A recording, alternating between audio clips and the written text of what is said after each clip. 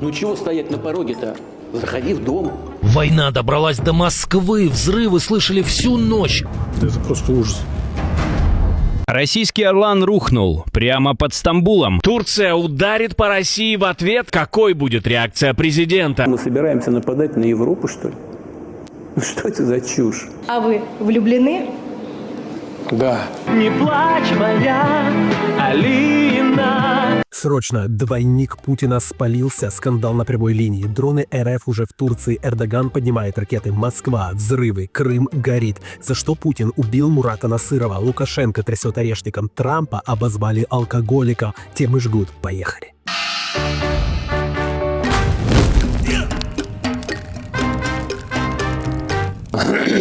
Каково будет будущее России? У нас нет репрессий и уголовного преследования. Да какое там будущее у России? Боятся Украину, вот и все будущее. А Путина уже реально колотит от фамилии Зеленский. Лечиться надо. Но уже поздно. Он же артист, и артист талантливый, я говорю без всякой иронии.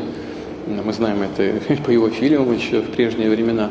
Ну да, вот это трусливое, кашляющее, хрюкающее существо по фамилии Путин провело так называемую прямую линию. Берем ручку и пишем. Да, берем ручки и записываем. Это были 4 часа 24 минуты позора. Так хочется спросить, слушай, что ты говоришь про войну с Россией? Ой, Путин, ты не волнуйся. Сегодня расскажем не только о войне, а и о том, как ты убил Мурата Насырова. Не плачь, моя Алина. Но пока что про прямую линию.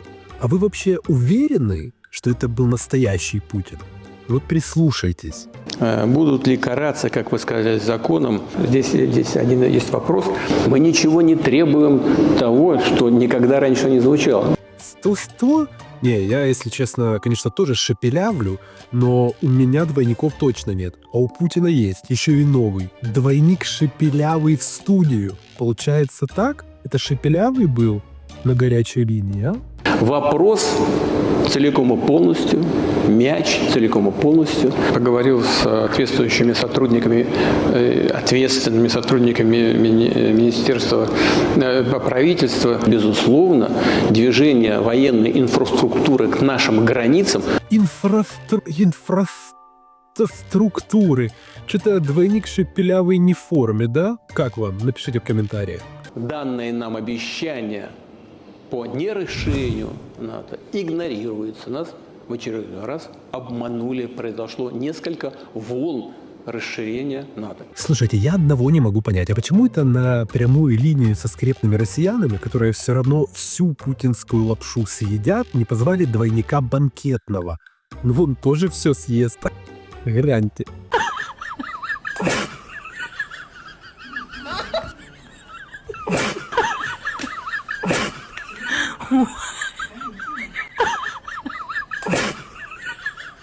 Не, ну вот почему не позвали двойника плотника, вот это я уже понимаю. Тогда бы прямая линия, она бы просто не состоялась. Плотник из Беларуси, похожий на военного преступника Путина, в Ашхабаде, хотел опять что-то наврать, но не смог включить микрофон.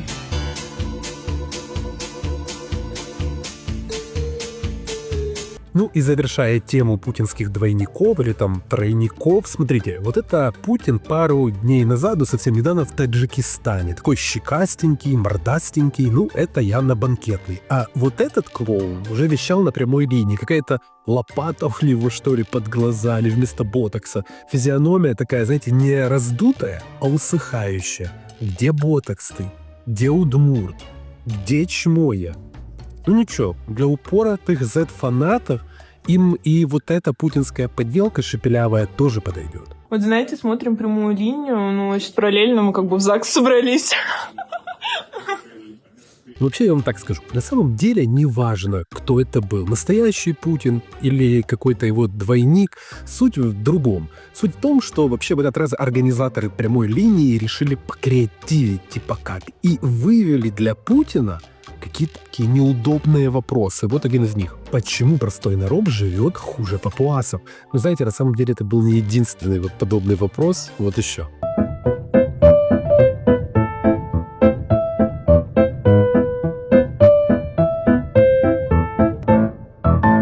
Ну, ясное дело, что на все эти вопросы Путин, конечно же, не ответил. Для него было главное другое. Мне вообще кажется, что всю эту сходку, всю эту прямую линию организовали из-за этого видео.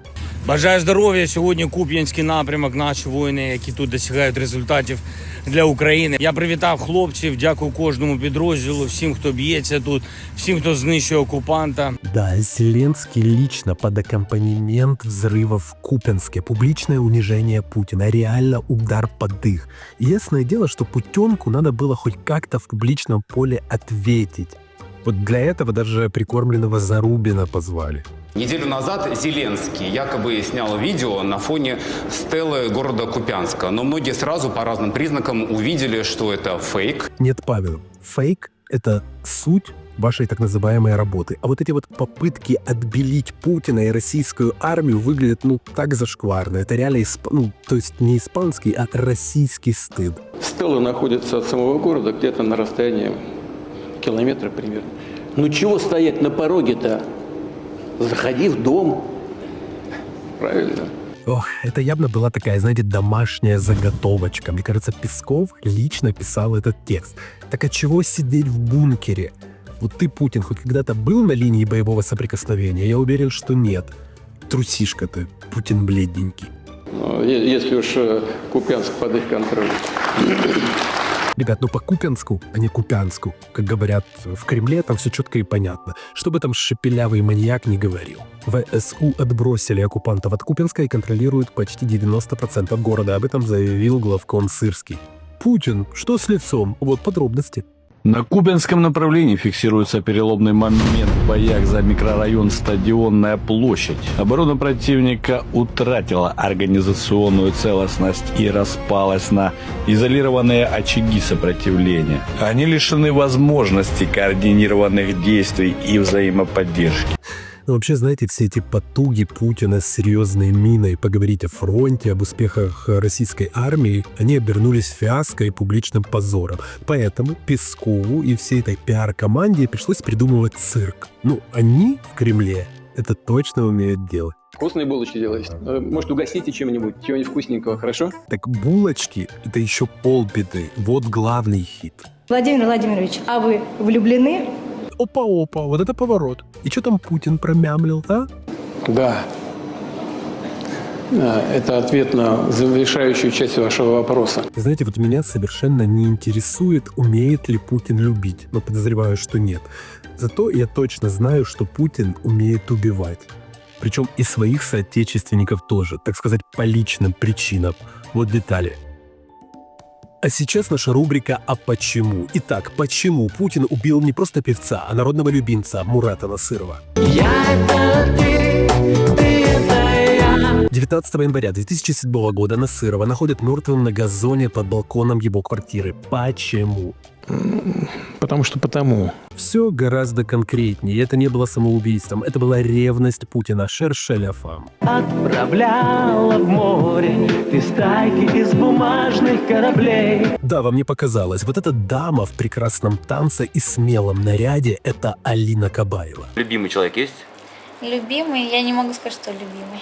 Тем самым любимым человеком Кабаевой был именно Мурат Насыров. Кабаева в беседах с подругами имела неосторожность поделиться воспоминаниями о романе с Муратом Насыровым и назвала его лучшим мужчиной, который у нее был, и сказала, что она до сих пор любит его, и это уже во время отношений с Путиным. А в октябре 2021 года в телеграм-канале «Генерал СВР» появляется и вот эта информация. Путин ревниво относится к поклонникам Кабаевой, о которых ему иногда сообщают, и это стоило жизни нескольким мужчинам, среди которых эстрадный певец Мурат Насыров, которого убили по желанию Путина, инсценировав самоубийство. В итоге Кабаевой таки понравилась золотая клетка, в которую ее посадил убийца Путина. Самое главное для меня в жизни, наверное, скорее всего, семья. Насыров же, по всей видимости, был убит из-за ревности кремлевского маньяка, а песню «Алина» он посвятил женщине, знакомство с которой и стоило ему жизни. Рисует осень красками знакомую картину, и кто-то шепчет ласково «Алина». Друзья, несмотря на войну, которую развязал Путин, Новый год все равно стучится в двери. И вот Униан проводит новогодний мега-розыгрыш среди своих подписчиков. Мы разыгрываем 10 наушников AirPods Pro 3, 4 iPhone 17 и главный приз iPhone 17 Pro. Чтобы принять участие, переходи на телеграм-канал Униан и выполняй простые условия в закрепленном посте. Ссылки в описании под видео. Дерзайте и, конечно, все будет Украина. Слава Украине!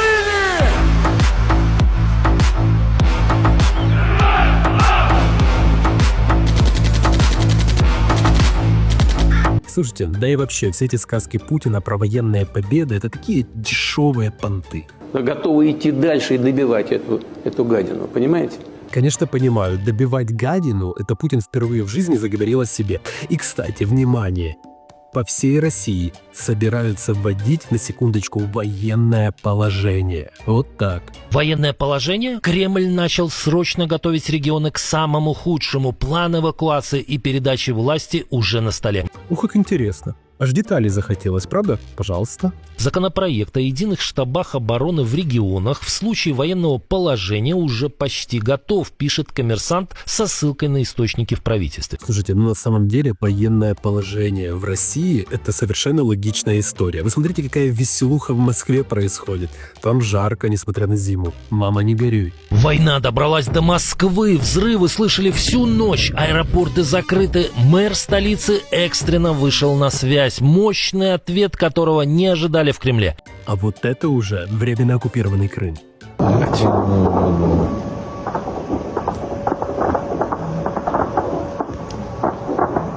И это не просто рядовая атака по объектам россиян. Это уничтожена военная техника приблизительно на $300 миллионов. Фантастическая операция СБУ. На аэродроме Бельбек в украинском оккупированном Крыму россиянами уничтожен самолет МиГ-31 с полным боекомплектом. Его цена от 30 до 50 миллионов долларов. Вот вы думаете, это все? Не. Кроме уничтожения авиации, были уничтожены РЛС не БСВУ, 2 комплекса. РЛС-92Н6 – это комплексы, входящие в состав С-400 «Триумф». А также был уничтожен ЗРПК «Панцирь С-2». Да, ВСУ работают по славу. И, друзья, важный момент. Хотите себе настоящий трофейный российский ударный дрон-куб? Тогда у меня для вас очень хорошая новость. Дело в том, что подразделению 429-го отдельного полка беспилотных систем «Ахиллес» из-за критической необходимости нужно очень оперативно купить бус для подвоза боеприпасов. Поэтому запускается конкурс на уникальнейший лот, усаженный силами этого подразделения тот самый почти невредимый российский ударный дрон-куб. QR-код вот прямо сейчас на ваших экранах, условия для участия в описании под этим видео и, конечно же, слава вооруженным силам Украины.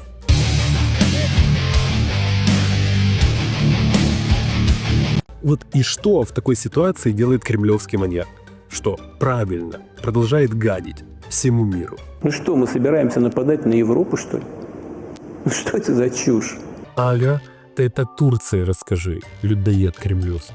Российский «Орлан» рухнул прямо под Стамбулом. Дрон нашли в поле местные жители. Это уже второй инцидент в стране НАТО за неделю. До этого турки сбивали цель истребителями. Российская техника заблудилась на сотни километров. Или это наглая разведка? Это трэш, да?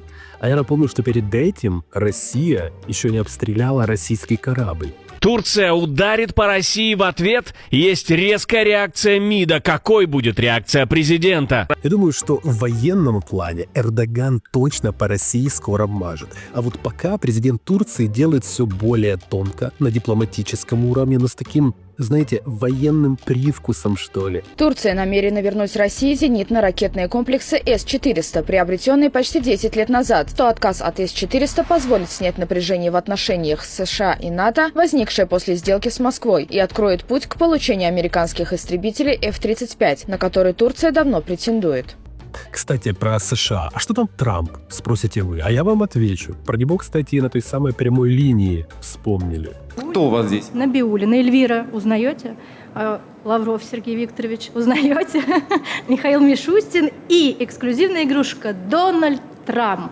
Ну, а если серьезно, то Трампу, по-моему, сейчас не до Украины. Скандал в Белом доме. Вокруг Трампа снова всплыло интервью, после которого Белому дому пришлось оправдываться. Его тут на неделе с алкоголиком сравнили.